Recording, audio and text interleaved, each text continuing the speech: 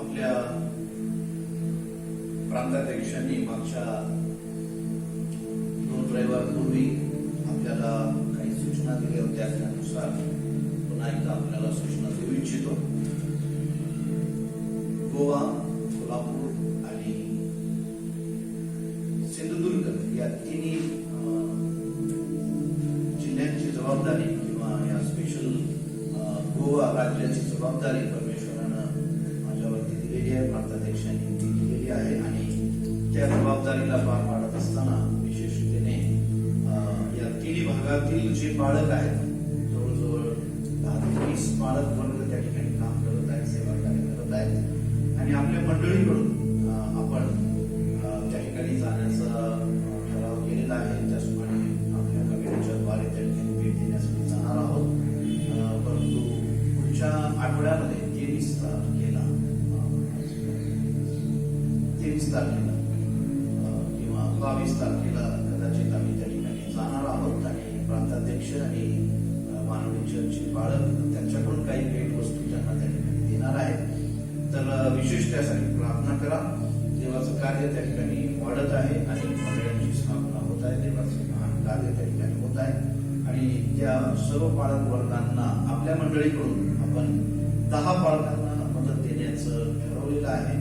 आणखी जवळजवळ 20 पालकांना मदतीची अपेक्षा आहे, गरज आहे.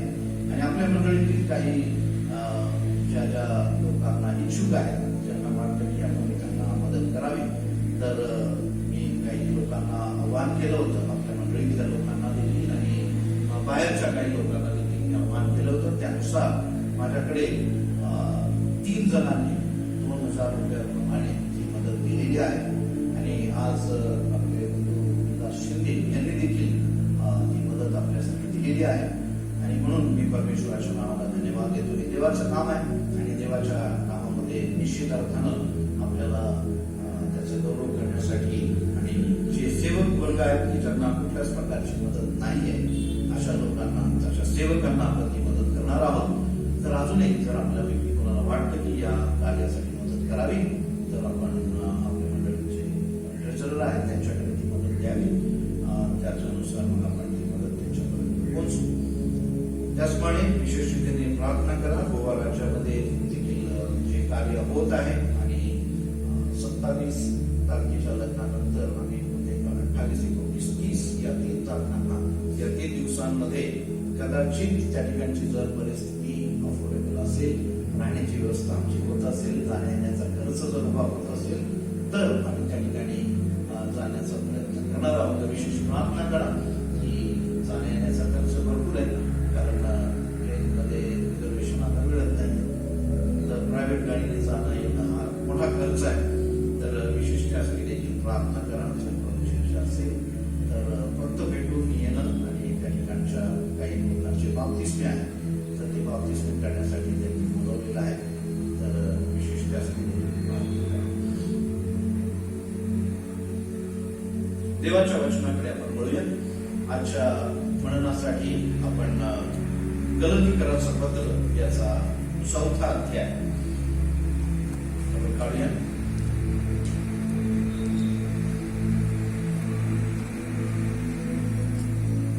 आणि 4थं वचन जर तुम्हाला सापडलं असेल तर आपण ते वाचा. परंतु काळाची पूर्णता झाली तेव्हा देवानं आपल्या पुत्राला पाठवलं. तो स्त्रीपासून जन्मलेला, नियमशास्त्राधीन असा जन्मलेला असा होता. प्रार्थना करूया. प्रेमळ पिते, आम्ही तुझं काम आणतो, तुला धन्यवाद देतो या तुझ्या सुंदर समयाबद्दल, दिलेल्या वेळेबद्दल, दिलेल्या या संधीबद्दल, आम्हाला प्रभुदेवा दिलेल्या सहभागितेबद्दल आज तुला धन्यवाद. प्रभुदेवा, थोडा वेळ आम्ही तुझ्या भक्तीमध्ये रममाण होत असताना, तुझी वाणी ऐकत असताना आम्ही तुला प्रार्थना करतो. पवित्र आत्म्याचं सहाय्य, मार्गदर्शन तू आम्हाला कर. मला तुझ्या वधस्तंभाच्या आड घे. तुझ्या वचनाची घोषणा करण्यासाठी तू मला सहाय्य कर. प्रभुदेवा, जे वाचलेलं वचन आहे त्यावरती मनन चिंतन करीत असताना विनंती करतो, या वचनाच्या द्वारे आमचे अंतःचक्षु प्रकाशित कर आणि प्रभुदेवा आम्हाला तुझ्या वचनाच्या प्रकाशामध्ये तू चालव. येथवर तू आमचं सहाय्य केलं, मदत केली. इथून पुढचा सर्व वेळ तुझ्या आदराने स्वाधीन कर. लहान प्रार्थना येशूच्या नावाने करतो म्हणतोय. प्रभू येशू ख्रिस्ताच्या जन्मासंबंधामधील अनेक भविष्य कथनं पूर्णत्वास गेलेली आहे आणि येशूचा जन्म झाला. आज आपण वर्षाच्या शेवटच्या महिन्यामध्ये येऊन भेटलेलो आहोत. 2020 डिसेंबर महिन्यातील हा 20वा दिवस आहे आणि या वर्षाच्या शेवटच्या 10 दिवस अगोदर देवाची वाणी आपण ऐकत असताना, देवाचं वचन आपण ऐकत असताना परमेश्वराची वाणी आमच्यासाठी काय आहे हे समजून घेणं अत्यंत गरजेचं आहे. इतकंच कळलं तर 5 दिवसानंतर संपूर्ण जग ख्रिसमस, येशूचा जन्म याचा आनंद वेगवेगळ्या प्रकारानं ते साजरा करणार आहे. त्या अगोदर आम्ही तो आनंद साजरा करत असताना त्या जन्माचं महत्व समजून घेणं अत्यंत गरजेचं आहे. अनेकांनी त्या जन्माचं महत्व समजून घेतलेलं नाही, पण सण साजरा करतात, आनंद साजरा करतात, घरच्या कापण्या करतात, गोडधोड करतात, कपडे घालतात, रंगरंगोटी करतात, कॅरल्स करतात, सर्व काही करतात. परंतु त्याचा जो मतितार्थ आहे, जन्माचं महत्व काय आहे, जन्म का झाला हे समजून घेणं अत्यंत गरजेचं आहे. येशूच्या जन्माच्या वेळेस रोमी लोकांचं साम्राज्य होतं आणि रोमी साम्राज्यामध्ये रोमी लोकांची जी क्रूरता किंवा रोमी लोकांचा जो स्वभाव, त्याचं वागणं, त्यांचं जीवन याविषयी जर आपण अभ्यास केला तर तो अतिशय भयानक आहे. आणि अशा परिस्थितीमध्ये जर इतिहास आपण पाहिला किंवा इतिहास आपण जर वाचला तर त्या इतिहासामधील काही नोंदी आहेत, जे लिखाण केलेलं आहे त्या लिखाणाकडे ज्यावेळेस आम्ही पाहतो त्यावेळेस जो पहिला अन्नो उर्बिस नावाचा जो त्या काळातला एक मठवासी, एक राजा किंवा त्या ठिकाणची जी सर्व कार्य पद्धती पाहणारा, इतकंच नव्हे तर त्याच्याबरोबर जो डायमेसिस नावाचा जो एक मठवासी होता, याच्यावरती या अन्नो उर्बिस याने जबाबदारी टाकली आणि तो इतिहास द्यायला सांगितला. आणि येशूच्या जन्माबद्दलच जे कालक्रमानुसार जो इतिहास लिहिला गेला, या इतिहासामध्ये आम्हाला बऱ्याच गोष्टी पाहायला मिळतात की येशूचा जन्म हा निश्चित अर्थानं भविष्य कथनानुसार जे भविष्य कथन झाली त्या अगदी भविष्य कथनाला तंतोतंत एकही काना मात्रा इकडे तिकडे न होता तो जन्म झालेला आम्हाला पाहायला मिळतो. आणि देवाच्या वचनाची पूर्तता झाली, परिपूर्तता होणं हे अत्यंत गरजेचं होतं. म्हणून या वचनामध्ये काय म्हटलेलं आहे की गलतीकराच्या पुस्तकामध्ये 4था अध्याय आणि 4थ्या वचनामध्ये काय म्हटलेलं आहे की परंतु काळाची पूर्तता झाली तेव्हा देवानं आपल्या पुत्राला पाठवलं. काळाची पूर्तता झाली ज्यावेळेस जुना करार संपला, ज्या ठिकाणी जुन्या करारामधील परमेश्वरानं दर्शन देणं, लोकांना मार्गदर्शन करणं थांबवलं. 430 वर्ष there was a silent period. 430 वर्षामध्ये परमेश्वरानं कोणालाही दर्शन दिलं नाही, कोणालाही काही सांगितलं नाही. जगामध्ये अराजकता माजलेली होती, अशांती माजलेली होती आणि परमेश्वराचं देखील दुर्लक्ष त्याकडे झालं असं नाही, परंतु परमेश्वराचं लक्ष होतं. देवाची योजना ही पूर्णत्वास जाणार होती. आणि जर आपण पाहिलं उत्पत्तीच्या पुस्तकामध्ये 3रा अध्याय 15व्या वचनामध्ये काय म्हटलेलं आहे, वाचूया आपण. उत्पत्तीचं पुस्तक 3रा अध्याय 15वं वचन.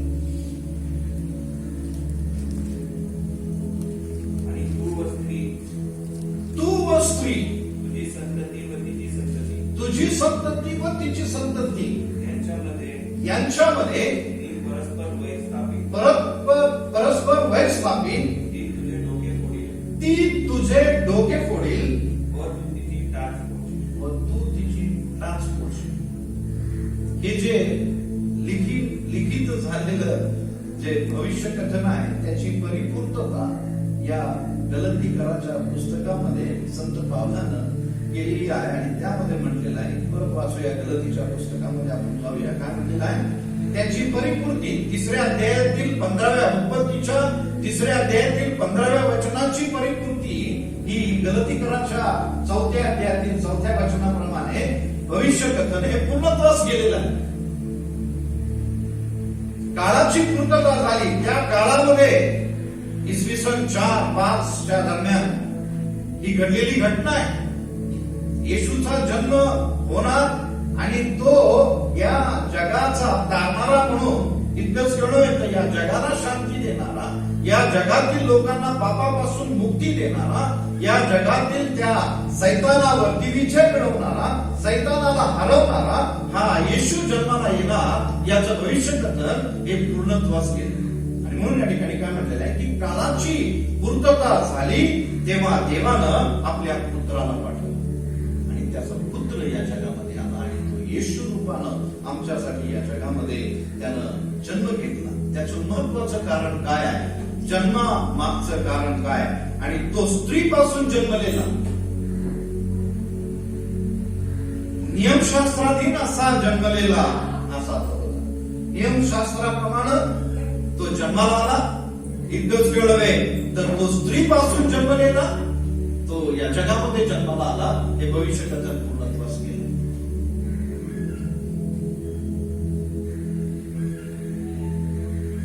आदामाचा जन्म जर आपण पाहिला तर आदामाचा जन्म बिना स्त्री बिना पुरुष म्हणजे देवाच्या आत्म्याने त्याचा जन्म झाला. त्याच्यानंतर फक्त पुरुष त्याच्या फासळीपासून स्त्रीची उत्पत्ती झाली. ही हवा जन्माला आली. त्याच्यानंतर आपण पाहतो की प्रौढ अवस्थेमध्ये जे संतान जन्माला आलं ते इसहाक. त्याच्यानंतर प्रौढ अवस्थेमध्ये दुसरा जन्म झाला तो आहे योहान. आणि पवित्र आत्म्याच्या द्वारे जो स्त्रीच्या पोटी जन्माला आलेला तो येशू ख्रिस्त. जन्माचे वेगवेगळे प्रकार आपण पाहतो, परंतु प्रभू येशू ख्रिस्ताचा जो जन्म आहे तो पवित्र आत्म्याच्या प्रेरणेनं झालेला आहे, देवाच्या योजनेनुसार झालेला आहे. काळाची पूर्तता झाली आणि त्या काळाच्या पूर्ततेनुसार आपण पाहतो की येशूचा जन्म झालेला आहे आणि देवानं आपल्या पुत्राला या जगामध्ये पाठवलं. पुत्राला या जगामध्ये पाठवण्यामागचा हेतू एकच आहे की मानवाला उद्धार देणं, मानवाला जीवन देणं, मानवाला तारण देणं, मानवाला पापापासून मुक्ती देणं. परंतु आज या सर्व गोष्टीकडे दुर्लक्ष होत आहे आणि जैविक गोष्टीमध्ये देवापासून लोक दूर जाऊन अनेक ज्या गोष्टी ज्या देवाला न पटणाऱ्या आहेत, देवाला ज्या न आवडणाऱ्या गोष्टी आहेत त्या गोष्टींच्या मागे चाललेले आहेत. त्यामुळं ख्रिस्ताला, परमेश्वराला, त्या देवाला आजही खेळ होत आहे की मी या जगामध्ये माझ्या एकुलत्या एका पुत्राला पाठवलं. या जगामध्ये मी मानव रूपानं आलो, परंतु तरी सुद्धा जगाने मला ओळखलं नाही. म्हणून आज आम्हाला विशेष रीतीने जो ख्रिस्त जन्माचा आनंद आहे तो आम्हा प्रत्येकाच्या जीवनामध्ये आहे. येशू या जगामध्ये का आला याचं कारण देखील आम्हाला माहिती आहे. परंतु अजूनही जर त्या येशूला आपल्या जीवनामध्ये जर घेतलेलं नसेल, प्रभू येशू ख्रिस्ताला आपला तारणारा म्हणून जर आपण स्वीकारलेलं नसेल आणि जर आपण ख्रिस्त जन्मोत्सवाचा आनंद जर साजरा करत राहू तर तो काही कामाचा नसणार.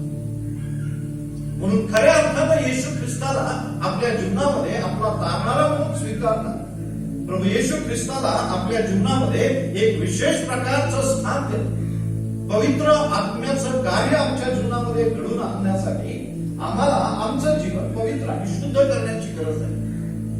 का? कारण तो देव पवित्र आहे आणि तो पवित्र देव या जगामध्ये त्या पवित्र आत्म्याच्या सामर्थ्यानं सर्व गोष्टी माणसाच्या जीवनामध्ये मानवाला पवित्रतेमध्ये नेण्यासाठी तो प्रयत्न करत आहे. परंतु शैतान या जगामध्ये मानवाला त्या देवापासून दूर नेण्याचा प्रयत्न करतो.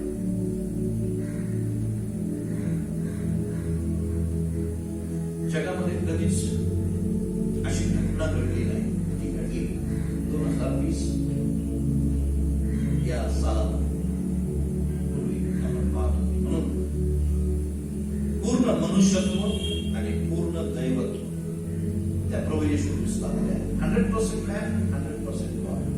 100% देव, 100% मानव. आणि तो आमच्यासाठी या जगामध्ये आला. तो आमच्यासाठी या जगामध्ये प्राण देतात आला. म्हणून येशूच्या जन्माचं भविष्य कथन जे केलं ते पूर्ण झालं.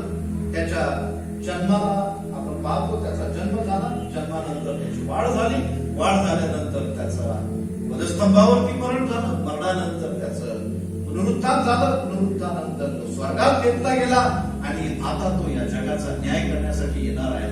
So we need to be ready. आम्हाला तयार राहण्याची गरज आहे, सावध राहण्याची गरज आहे. आणि तो आमच्यासाठी येणार आहे.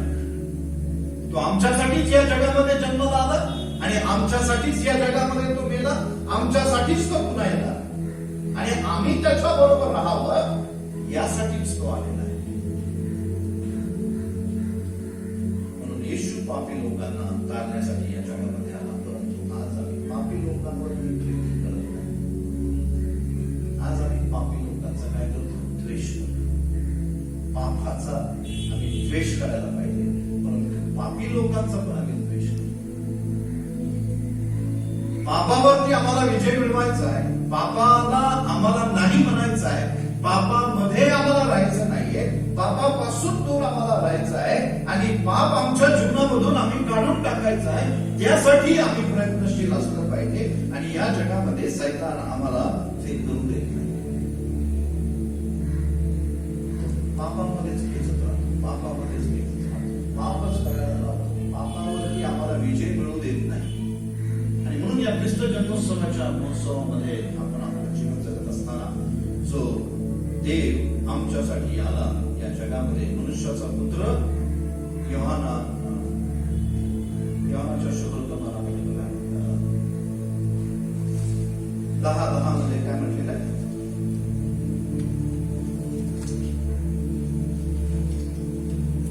चोर येतो तो केवळ चोरी, चोर येतो तो चोरी, घात व नाश करण्यासाठी येतो.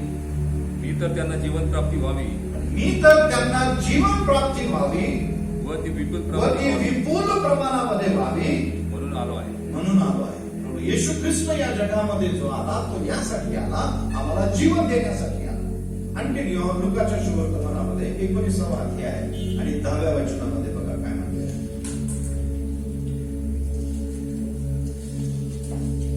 कारण मनुष्याचा पुत्र हरवलेले शोधावयास व तारण्यास व तारावयास या जगामध्ये तो आलेला. म्हणून येशू या जगामध्ये जो आला तो यासाठी आला. आम्ही फक्त आनंद करावा, साजरा करावा, सण साजरा करावा, कपडे घालावे, हे घालावं, हे खावं, ते खावं, असं करावं, तसं करावं, त्याच्यासाठी नाही आला. त्याच्यासाठी तर आला. तो आनंद आम्ही साजरा केला पाहिजे. परंतु त्याही पलीकडे सर्वात मोठा आनंद जो आहे तो देवाला तेव्हा होईल ज्या वेळेस आम्ही या जगामध्ये हरवून न जाता त्याच्याकडे आम्ही जाऊ. जे जीवन त्यांनी दिलं ते जीवन ते आम्ही घेऊ आणि त्या जीवनामध्ये आम्ही चालू, तेव्हा तो आनंद आम्हाला मिळेल. म्हणून या जगामध्ये आम्हाला हे समजून घेणं अत्यंत गरजेचं आहे की तो येशू या जगामध्ये जो आला तो हरवलेले शोधावयास, तारावयासाठी या जगामध्ये आला. आणि आज ते तारण आम्हाला जगाला द्यायचं आहे. तारणारा या जगामध्ये आला, तो देवाचा पुत्र या जगामध्ये आला, तो मनुष्याचा पुत्र या जगामध्ये आला, स्त्रीपासून जन्मलेला तो या जगामध्ये आला. परमेश्वरानं त्याचं या जगामधलं येणं, त्या काळामध्ये व्यवस्थितपणे या इसवी सन 4-5च्या दरम्यान प्रभू येशू ख्रिस्त या जगामध्ये आला. तो देव स्वतः या जगामध्ये आला. तो देव स्वतः या जगामध्ये मानव म्हणून मानवासाठी तो आला. परंतु अजूनही जगाने त्याला ओळखलं. अजूनही त्याला आपल्या अंतःकरणामध्ये घेतलं. अजूनही आपल्या जीवनामध्ये त्याला स्थान दिलेलं नाही. अजूनही आपल्या घरामध्ये, आपल्या मनामध्ये, आपल्या जीवनामध्ये त्याला स्थान दिलेलं नाही. म्हणून ख्रिस्त जन्मोत्सवाचा आनंद जर आम्हाला पाहिजे आहे, जगाला जर पाहिजे आहे, आनंद आमचा द्विगुणित व्हावा असं जर मला वाटत असेल तर आम्ही विशेष रीतीने त्या येशूला आपल्या अंतःकरणामध्ये आणि येशू जर आमच्या अंतःकरणामध्ये आला तर आमच्या अंतःकरणातील दुःख, आमच्या अंतःकरणातील आजार, आमच्या अंतःकरणातील समस्या, आमच्या जीवनातल्या अडचणी, आमच्या जीवनातल्या समस्या, आमच्या समोरील त्रास, या सर्व गोष्टी निघून जातात. त्याचा अभिवचन तो काय म्हणतो, पहा युगाच्या समाप्तीपर्यंत सदोदित तुमच्या बरोबर नेव्हर लीव यू. मी तुम्हाला कदापि सोडणार, कदापि टाकणार. I am always with you, always with you. मी तुमच्या बरोबर आहे. जगाने जरी सोडलं तरी चालेल, परंतु देव आम्हाला कधी सोडणार. God is with us. आमच्यासाठी तो या जगामध्ये आला. आम्हा बरोबर राहण्यासाठी तो आला. आपण त्याच्याबरोबर राहूया आणि जी भविष्यवाणी आहे ती पूर्णत्वास गेलेली आहे जगाला आपण सांगूया. तो या जगामध्ये वचनाप्रमाणे, भविष्यकथनाप्रमाणे जे भविष्यकथना आहे ती पूर्णत्वास गेली ही जगाला आपण सांगूया, सुवार्ता आपण सांगूया आणि निश्चितच आपलं जीवन त्याद्वारे आशीर्वादित झाल्याशिवाय राहणार नाही. आणि म्हणून या सुभक्तीचं जे रहस्य आहे ते रहस्य हे आहे की तो देहाने प्रकट झाला. सुभक्तीचं रहस्य तो देहाने प्रकट झाला आणि आत्म्याला नीतिमान ठरला. म्हणून आम्ही आत्म्याला आपण जपलं पाहिजे. आपला आत्मा हा देवाला दिलेला आम्हाला जो पवित्र आत्मा आहे, त्या पवित्र आत्म्याला खिन्न न करता आपण त्या पवित्र आत्म्याच्या प्रेरणेनं ते जीवन जगावं आणि विशेष रीतीने आम्ही परमेश्वराला आपलं समर्पण रोज करीत राहा. कारण फिलिपिकराच्या पत्रामध्ये 2रा अध्याय आणि 7व्या वचनामध्ये पहा काय म्हटलेलं आहे. Philippines chapter 2 and verse 7. तर त्याने स्वतःला रिक्त केले, म्हणजे मनुष्याच्या प्रतिरूपाचे होऊन, मनुष्य प्रतिरूपाचं होऊन दासाचे स्वरूप धारण केले. दासाचं स्वरूप त्याने धारण केलं. सो देव जगाचा निर्माण करता तो काय म्हणतो या ठिकाणी, मनुष्याच्या प्रतिरूपाचं होऊन त्याने दासाचं स्वरूप धारण केलं. तो आमच्यासाठी दास झाला. म्हणून आपण या जगामध्ये जीवन जगत असताना जे सुभक्तीचं रहस्य आहे ते सुभक्तीचं रहस्य आपण समजून घेणं त्यातलं गरजेचं आहे. आणखी एक वचन वाचूया. तिमोथेला पहिले पत्र याचा 3रा अध्याय 16व्या वचनामध्ये पहा काय म्हटलेलं आहे. की सुभक्तीचं रहस्य निर्विवाद मोठे आहे. निर्विवाद मोठे आहे. देहाने प्रकट झाला, तो देहाने प्रकट झाला, आत्म्याने नीतिमान, आत्माने नीतिमान ठरला, देवदूतांच्या दृष्टीस पडला, देवदूतांच्या दृष्टीस पडला, त्याची राष्ट्रात घोषणा झाली, त्याची राष्ट्रामध्ये घोषणा झाली, जगात त्याच्यावर विश्वास ठेवण्यात आला, जगात त्याच्यावर विश्वास ठेवण्यात आला, तो गौरवात वर घेतला. तो गौरवात वर घेतला. म्हणजे वचनाप्रमाणे हे भविष्य कथा म्हणून प्रभूला आपण धन्यवाद दिला पाहिजे की तो देव आमच्यासाठी या जगामध्ये जर येतो तर आम्ही का देवासाठी जीवन जगू नये, का आम्ही आमचं समर्पण त्याला करू नये, का त्याची इच्छा आम्ही समजून घेऊ नये, का त्याची योजना आम्ही समजून घेऊ नये, का आम्ही त्याच्यावरती विश्वास ठेवून विश्वासामधील जीवन आम्ही का जगू नये. हे करण्यासाठी प्रभू तुम्हाला आणि मला त्या दिवसामध्ये विशेष प्रकारची कृपा देऊ आणि ख्रिस्त जन्मोत्सवाच्या या सोहळ्यामध्ये आपण तो आनंद साजरा करीत असताना परमेश्वराला आपलं आपण समर्पण करूया. तेव्हा करून तुम्हाला आणि मला या वचनाच्या द्वारे त्याचा आशीर्वाद देऊ. आपण प्रार्थना करूया.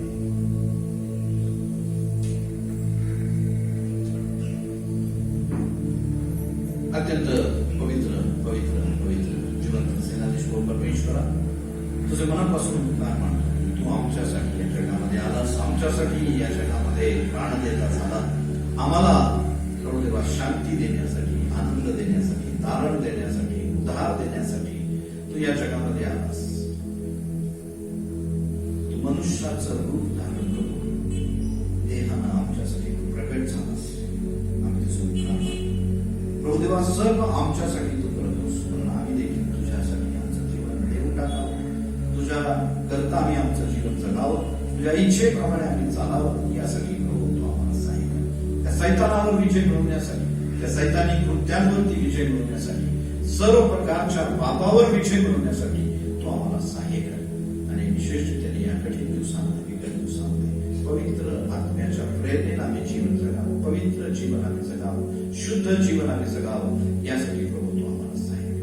आम्ही जसे आहोत तसे तुला समर्पित होतो. ये आणि आम्हाला तुझा आशीर्वाद दे. येशूच्या नावाने प्रार्थना करतो.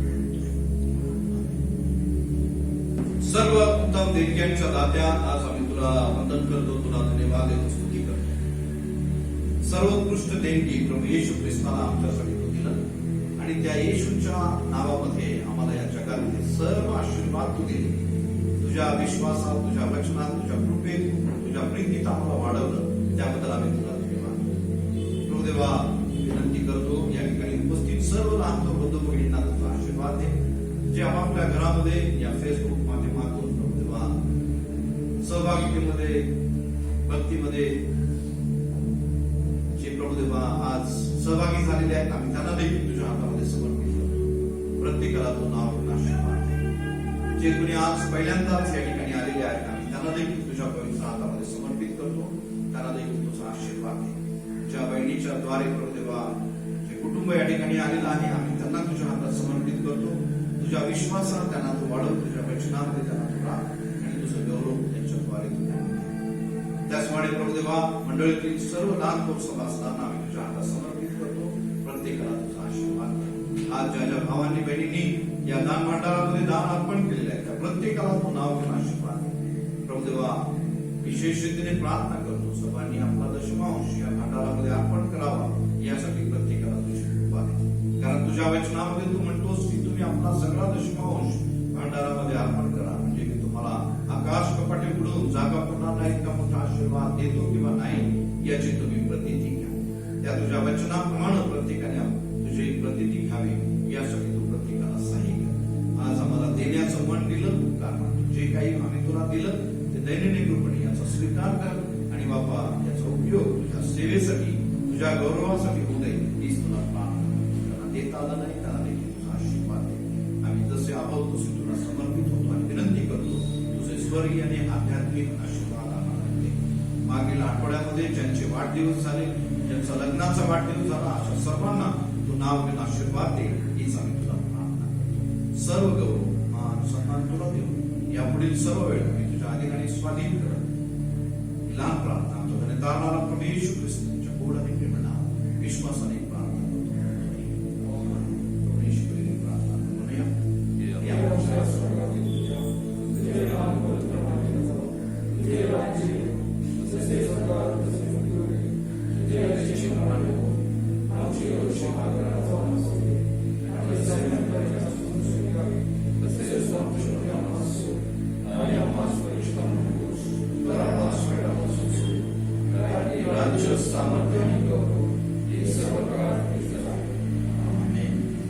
देवचं भाव, देवचं पुत्र, देवचं पवित्र आत्मा याची शांती आपणातील प्रत्येकावर, देवाच्या सर्व लहान मोठे या मंडळी बरोबर ऐकणाऱ्या प्रत्येक व्यक्ती